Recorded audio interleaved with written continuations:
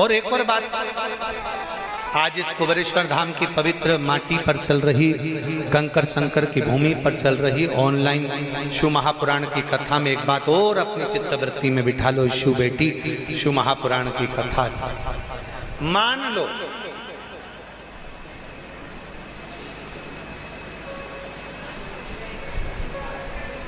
शरीर के किसी भी अंग में अगर गांठ हो गई, बहुत बड़ा रोग हो गया, बहुत बड़ा रोग हो गया, डॉक्टर को दिखाइए, दवाइयां लीजिए, जांचें कराइए। और शंकर जी की 5 लड़कियां, पहले नंबर पर जया, 5 बेलपत्र लेकर जाओ। एक बेलपत्र जया शिव शंकरा, जम के बोलो, जया शिव शंकरा। एक बेलपत्र अशोक सुंदरी वाली जगह पर समर्पित कर। दूसरी विषहरा शिव शंकरा, गणेश जी की जगह पर अर्पित कर। श्यामली बारी शिव शंकरा, कार्तिकेय की जगह पर समर्पित कर।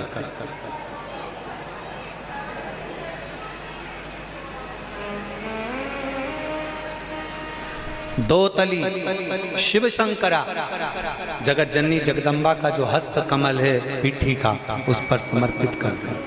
और देव, जम के बोलो, देव शिव शंकरा कहकर शिवलिंग पर समर्पित कर। 5 बेलपत्र, लोटा भरकर जल लेकर गए हो, 5 स्थान पर धीरे धीरे समर्पित करें। और आपके शरीर में जो रोग है, बीमारी है, उसका स्मरण कराते हुए बाबा को जल चढ़ाते हुए, जल का थोड़ा सा भाग 5 बेलपत्र में से कोई सी भी एक बेलपत्र वो लेकर, आप पहले दिन गए हो, तुम्हें याद रहना चाहिए कि आज मैंने कौन सी बेलपत्र ली है। गणेश जी के स्थान की बेलपत्र ले लो, दूसरे दिन अशोक सुंदरी की बेलपत्र ले लो, तीसरे दिन कार्तिकेय की बेलपत्र ले लो, चौथे दिन पार्वती के हस्त कमल की बेलपत्र ले लो, और 5वें दिन शिव के शिवलिंग की बेलपत्र ले लो। ऐसा क्रम बना लो। 5 दिन 5 बेलपत्र चढ़ाना है और एक एक बेलपत्र लेकर आना है। सुबह खाली पेट उस बेलपत्र को खाइए और थोड़ा सा जलपान कर बाबा का जो जल है उसका आचमन करो, शिव जी से विनय करो। 5 दिन के बाद में फिर वापिस जांच करवाइए, धीरे धीरे शरीर में जो रोग है वो समाप्त की ओर जाए। जो डॉक्टर दवाई दे वो दवाई खाओ, जो डॉक्टर जांच का बोले जांच कराओ। डॉक्टर शंकर का एक रूप है, जैसा डॉक्टर बोले वैसा करो, पर साथ में शंकर के प्रति एक विश्वास रखकर उसकी दृढ़ता भी धारण, शिव के एक समर्पण कर। व्यक्ति कर्म ही ना करे और सोचे कि मुझे मंजिल मिल जाए तो ये बहुत कठिन। समंदर, समुद्र अच्छे से अच्छे जहाज को भी डुबा देता है।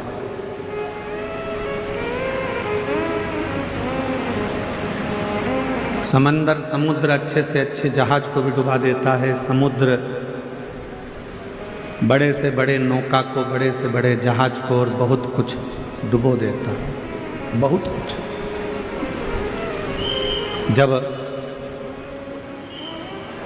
अपनी वाली पर यदि समुद्र आ जाए तो बड़े बड़े शहर को भी डुबो देता है।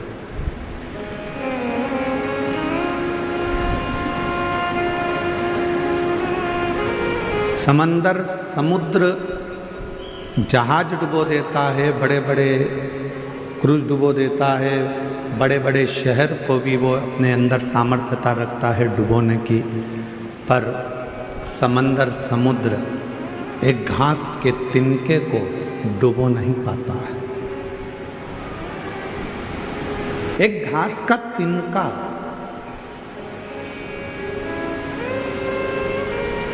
एक तिनका ऐसा होता है घास का जिसको समुद्र डुबो नहीं सकता।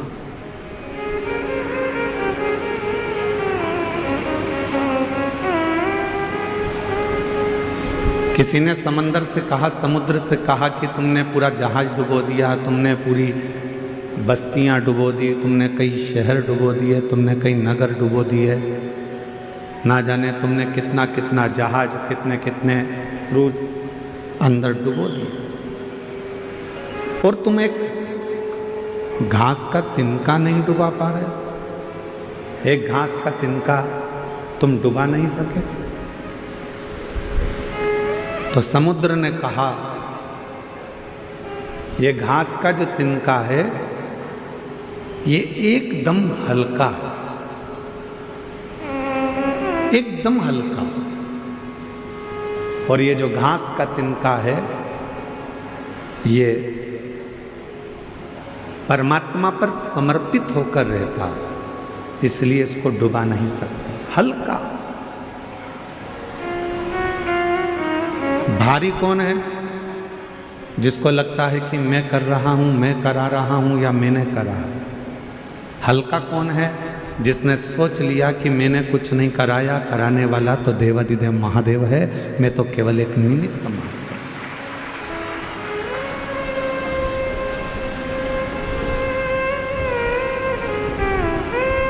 फैक्ट्री में काम करने वाले मालिक को ज़्यादा चिंता होती है कि फैक्ट्री में काम करने वाले मजदूर को ज़्यादा चिंता होती है फैक्ट्री की?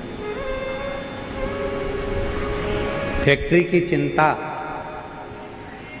मजदूर को ज़्यादा नहीं होती, फैक्ट्री की चिंता मालिक को ज़्यादा होती है। बिजली का बिल जमा हुआ कि नहीं हुआ, फैक्ट्री में यह काम हुआ कि नहीं हुआ, फैक्ट्री में यह कार्य होना था, हुआ कि नहीं हुआ। मजदूर को तो नौकरी करना है, उसको तो तनख्वाह मिलेगी। तुम्हारा बिजली का बिल जमा हो चाहे ना हो, तुमने कोई कार्य किया हो चाहे ना किया, उसको तो तनख्वाह मिलेगी। चिंता किसको? तो कहा मालिक को चिंता है, रात भर सो नहीं पाता, जागता रहता है, नींद की गोली खाता है, विश्राम करता है, पर नींद नहीं आती, नींद उछट जाती है, क्योंकि मालिक को चिंता है। नौकर को, काम करने वाले को, सेवादार को कोई चिंता नहीं, चिंता मालिक को। उसी तरह काम करने वाला एक सेवक, नौकरी करने वाला एक व्यक्ति हल्का होकर जिंदगी जीता है कि उसको मालूम है कि जो होगा सब सेठ का होगा, मुझे तो जितना काम दिया है उतना करना। कथा कर रही है, शिव महापुराण की कथा वर्णन कर रही है। जो तिनका होता है घास का, समुद्र कहता है इस घास के तिनके ने भी ये सोच लिया कि हवा उड़ा कर ले जाएगी तो चला जाऊंगा, पानी गिर जाएगा तो गीला हो जाऊंगा, फिर सूखूंगा, फिर बढ़ूंगा। मैं अपने आप में नहीं, मैं उस परमात्मा पर आश्रित होकर जीता हूं, इसलिए मुझे कोई डुबा नहीं पाता। समुद्र में भी सामर्थ्यता नहीं है कि घास के तिनके को वो डुबो दे। उसी तरह संसार में किसी की सामर्थ्यता नहीं है जो शंकर को एक लोटा जल चढ़ाने वाले को डुबो दे, ये किसी की सामर्थ्यता नहीं। शिव नाम सुनने वाला, भगवान शंकर का भजन करने वाला, शिव स्मरण करने वाला, श्री शिवाय नमस्तुभ्यं बोलने वाला, शंकर को एक लोटा जल चढ़ाने वाला, जब भगवान शंकर की शरणागति ग्रहण कर लेता है तो उसके परिवार की, उसके घर की, उसके कुल की पूरी चिंता शिव की हो जाती है, फिर हमारी चिंता नहीं। जब घी बनता है तो उसमें सुगंध भी होती है।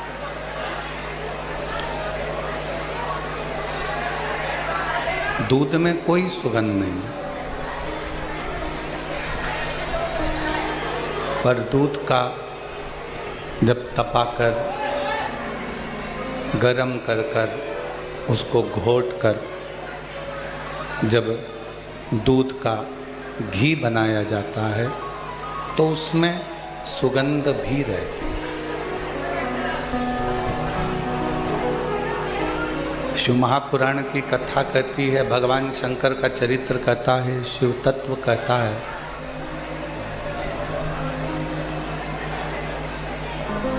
दूध को कीमत वाला बनाने के लिए भगवान ने उसको घी बनाया।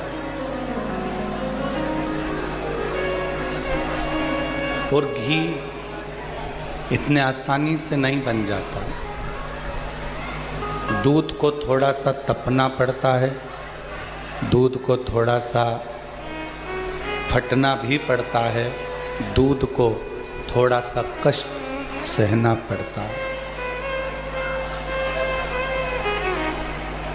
कई लोग कह देते हैं गुरुजी हम इतना भजन करते हैं, कीर्तन करते हैं, मंत्र जाप करते हैं, स्मरण करते हैं, उसके बाद भी सारा दुख हमारी जिंदगी में ही है, सारा कष्ट हमारे जीवन में ही है। देखिए,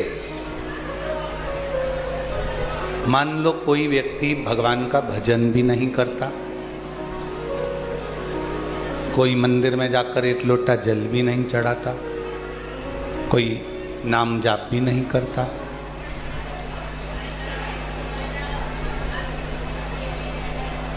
उसने एक लोटा जल भी नहीं चढ़ाया, नाम जाप भी नहीं करा, स्मरण भी नहीं करा,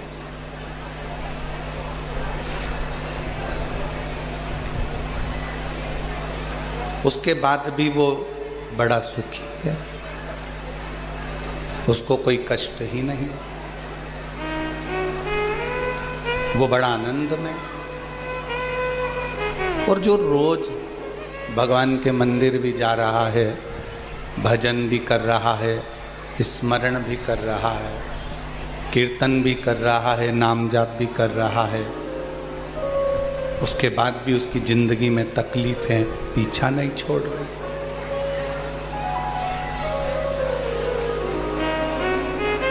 मिट्टी को जितना मूर्तिकार अच्छे से मसता है, उसको कष्ट देता है, उसको रोंदता है, मिट्टी की मूर्ति बर्तन उतना अच्छा बनता है। मान लो भगवान ने तुम्हारी किस्मत में थोड़ा सा दुख, थोड़ा सा कष्ट ज़्यादा लिखा है, तो ये चिंता मत करना कि भगवान हमको कष्ट ज़्यादा दे रहा है। हो सकता है वो तुम्हारी मूर्ति अच्छी बनाना चाहता है, वो तुम्हें श्रेष्ठ बनाना चाहता है, वो कुछ अच्छा करना चाह रहा है, वो कुछ श्रेष्ठ करना चाहता है।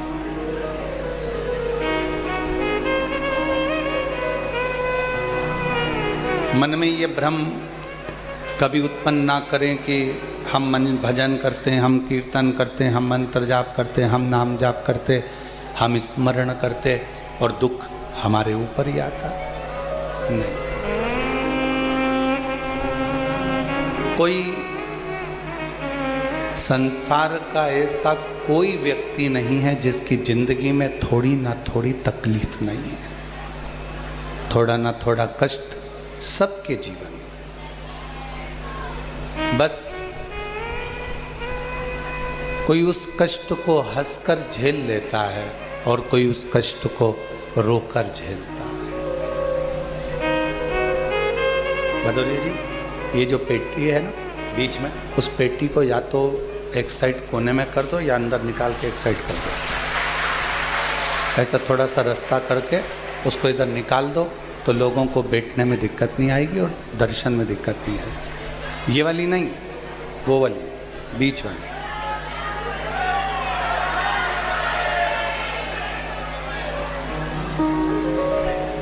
और मैंने तेरे ही भरोसे बाबा, तेरे ही भरोसे हवा विच उड़ती जागी बाबा डोर हथों छड़ी नामे कटी जावागी।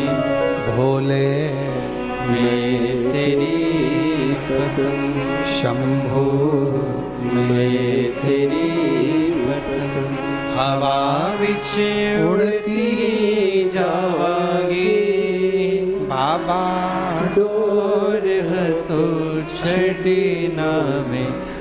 कटी जावांगी।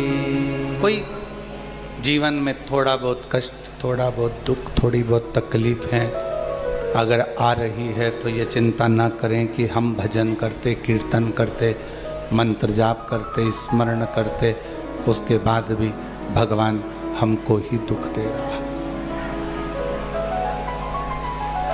हो सकता है कि थोड़ा कष्ट जीवन में मिल रहा हो, थोड़ा कष्ट जीवन में प्राप्त हो रहा हो, थोड़ा मंत्र जाप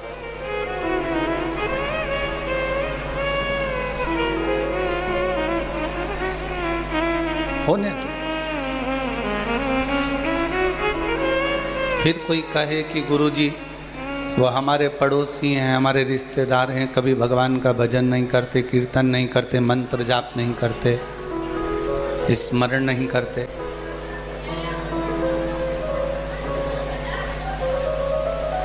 और उनके पास में सारा वैभव है, भगवान उनको ऐश्वर्य भी दे रहा है, धन भी दे रहा है, दौलत भी दे रहा है, संपदा भी दे रहा है।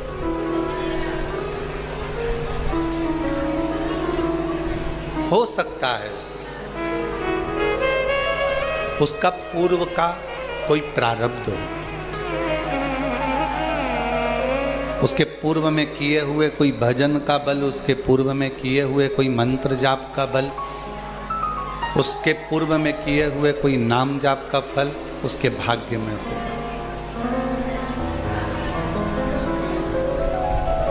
और हमें जो मिल रहा है वो भी हमारे पूर्व के प्रारब्ध का है।